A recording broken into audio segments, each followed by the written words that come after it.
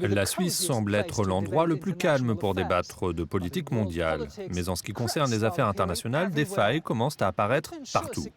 Comment assurer la sécurité dans un monde aussi complexe? Le sujet était au cœur du forum de Crans-Montana, ici à Genève.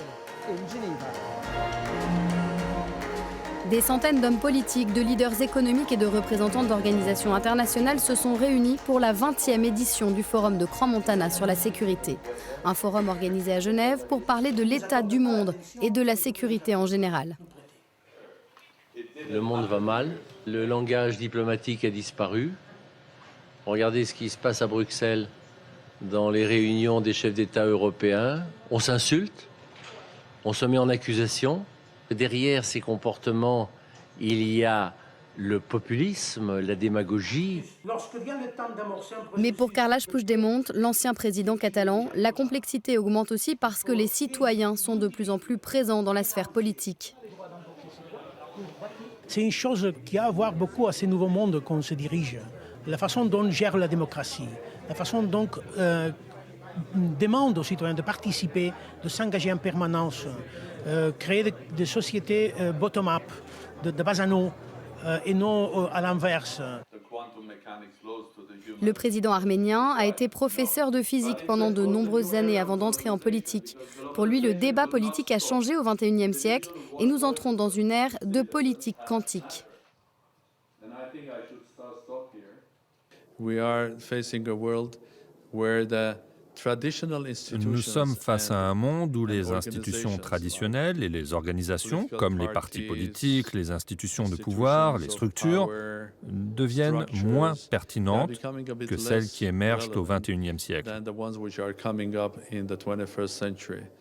Les réseaux sociaux, les médias sociaux, l'interconnectivité et la force des idées individuelles ou d'un message puissant, c'est ça le nouveau monde. Et pourtant, nous sommes dans un monde de plus en plus complexe en termes de relations internationales.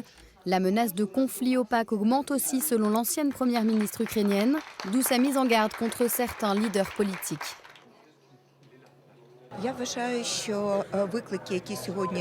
Je crois que tous les défis auxquels l'humanité fait face aujourd'hui, parmi lesquels les guerres hybrides, la cybersécurité, les cyberattaques, ont la même racine, une gouvernance agressive et irresponsable. La République démocratique du Congo a aussi été confrontée à des conflits armés ces dernières années, des guerres qui ont impliqué une région tout entière. L'Afrique a la forme d'un revolver dont la gâchette est placée aux ailleurs. C'est-à-dire que, compte tenu de la situation géostratégique, nous sommes au cœur de l'Afrique. Et donc, si vous touchez à la RDC, si vous créez des problèmes à la RDC, c'est toute l'Afrique qui va exploser. Dans de nombreux endroits d'Afrique, la situation est déjà explosive. Selon la directrice générale adjointe de l'Organisation des Nations Unies pour l'alimentation et l'agriculture, après une décennie de lutte efficace, la faim augmente à nouveau.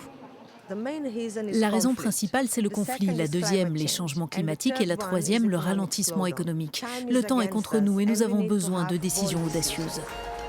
Des décisions audacieuses nécessitent souvent du courage politique et c'est exactement l'un des principaux messages du Forum de Crans-Montana.